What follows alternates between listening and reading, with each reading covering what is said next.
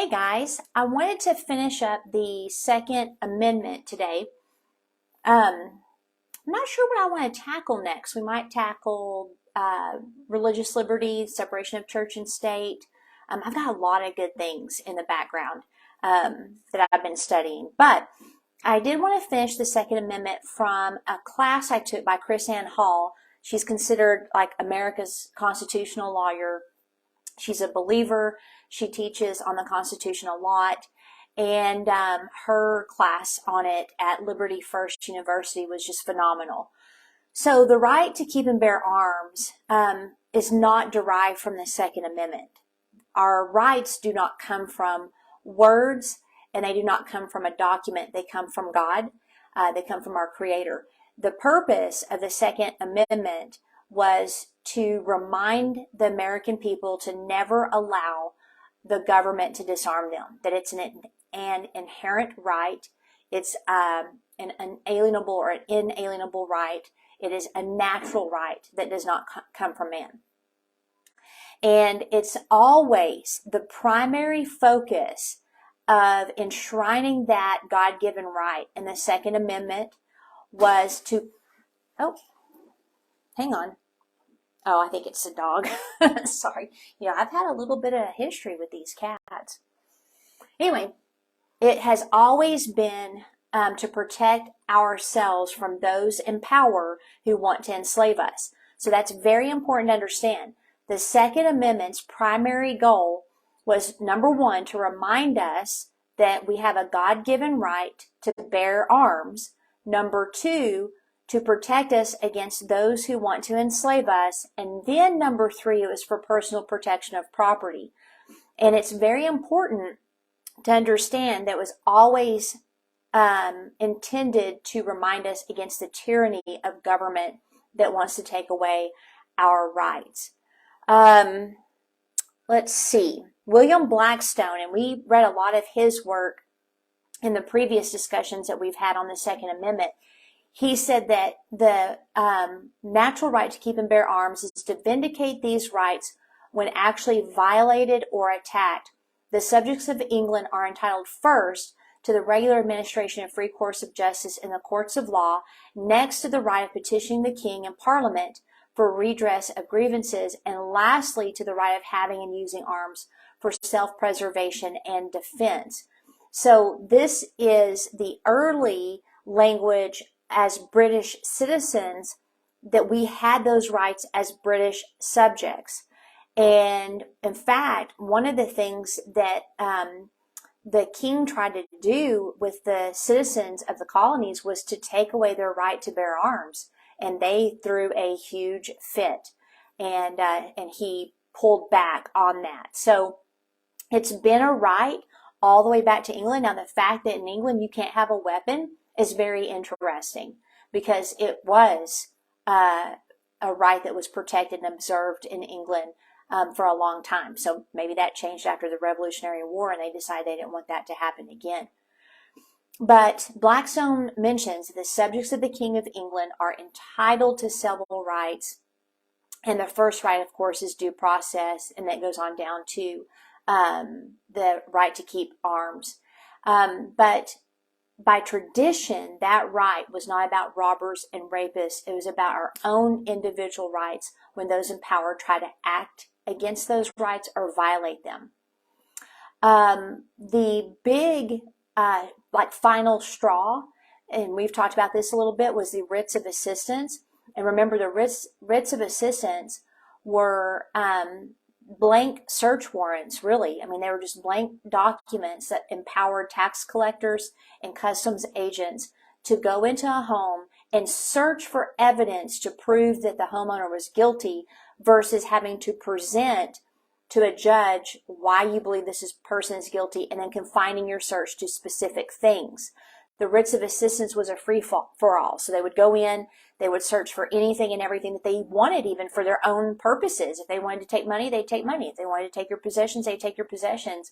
But it was the ability to search for a crime versus, we believe there was a crime committed, therefore we need to search for these specific things. So search warrants are very much different from what writs of assistance were. And James Otis Jr. Fought against that and said that is not due process, et cetera, et cetera. And so then you have, our Bill of Rights. It says a well-regulated militia being necessary for the security of a free state. Notice that. The right of the people to keep and bear arms shall not be infringed. So again, our rights are not on a piece of paper. A piece of parchment will not protect our rights if we have a government that doesn't care about those rights. But what they wanted to do was put the Bill of Rights in there because a lot of people were nervous about creating a federal government and having a constitution, which is a compact between the states that did that. And so they refused to ratify the Constitution until the Bill of Rights showed what was enshrined as people given rights by God. Now, one of the most popular arguments used by those in power is that the Second Amendment does not guarantee an individual right to keep and bear arms, but it only establishes the right to have a militia. That's crap. In fact, in the Founding Fathers' mind, a militia was even one individual protecting that person's property and loved ones from a tyrannical government or from robbers and rapists. I mean, a militia was not what we would consider today. It's not a paid-for army, a standing Marine Corps, et cetera, et cetera. A militia, according to the Founding Fathers, is I am a militia if I need to be, and I have a right to bear arms. And George Mason, he's one of the fathers that we've discussed before that was considered the father of the Bill of Rights. He was also a Virginia planter. He was a delegate to the Constitutional Convention. He, along with two other delegates, Edmund Randolph of Virginia and Eldridge Gerry of Massachusetts, they refused to sign the Constitution because, again, they were nervous about this whole federal government thing. Mason also helped to author the Fairfax Resolves in 1774, and then the Virginia Declaration of Rights of 1776, which became the template for our Bill of Rights. He said, in addressing the issue of gun control and the construct of the militia in 1788, he said 40 years ago when the resolution of enslaving America was formed in Great Britain, the British Parliament was advised by an artful man who was governor of Pennsylvania to disarm the people, that it was the best and most effectual way to enslave them, but that they should not do it openly, but weaken them and let them sink gradually. So this was not where they went door to door to collect the guns, but they made it difficult to purchase guns. And that's what they're going to try to do again, by the way. That's what they've been doing, actually. Like red flag laws actually should be red flags to us because they're slowly eroding our rights and they're using the argument for the good of the people. But to weaken them, to remove the convenience and thus the desire to even purchase weapons, thank goodness was recognized and a stink was thrown. I don't know if this nation will recognize that today, unfortunately.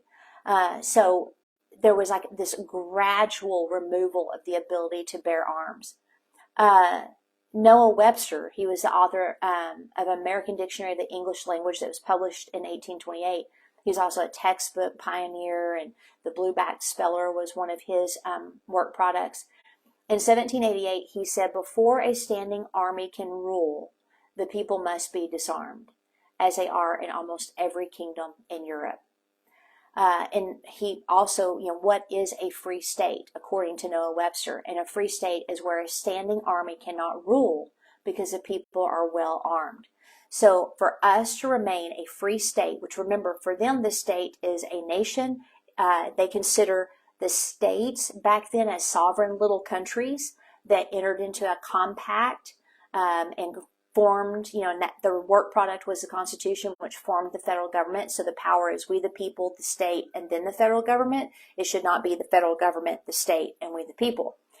But for him, a free state is defined by the idea that the people are armed. Therefore, if any standing army of that nation tries to go after the people and enslave them, the people will rise up and they will bear arms. Also, he said, the supreme power in America cannot enforce unjust laws by the sword because the whole body of people are armed and constitute a force superior to any band of regular troops that can be on any pretense raised in the United States. A military force at the command of Congress can execute no laws but such as the people perceive to be just and constitutional, for they will possess the power, and jealousy will instantly inspire the inclination to resist the execution of a law which appears to be unjust and oppressive. Then this one is thought to be written by Richard Henry Lee, but it was called A Letter from a Federal Farmer, number 18. It says, whereas to preserve liberty, it is in all caps essential that the whole body of the people always possess arms and be taught alike, especially when young, how to use them. If you teach your children how to handle weapons from an early age, you actually don't need lock boxes because they will respect and they will understand the power of the weapon. Obviously, they need to be at a certain age, and safety is important. But what I'm saying is we've created a society where the answer to children shooting children in the home is to keep guns out of the home. That's an infringement on the Constitution. The real wisdom is teaching children how to properly handle weapons. So a well-regulated militia, according to the men who drafted the Second Amendment, consists of every person, the whole body of people, men and women, even children that know how to use a weapon, but men and women who are well trained in the skill of keeping and bearing arms, and who also understand this skill is necessary to preserve liberty. So if you do carry arms, please practice them. If you don't, I would suggest that you do and that you practice with your firearm. Patrick Henry, the founder of the very famous speech, Give Me Liberty or Give Me Death, he was an attorney. He was a delegate to the Constitutional Convention for the state of Virginia. He served as governor of Virginia from 1776 to 1789, and then he served again from 1784 to 1786.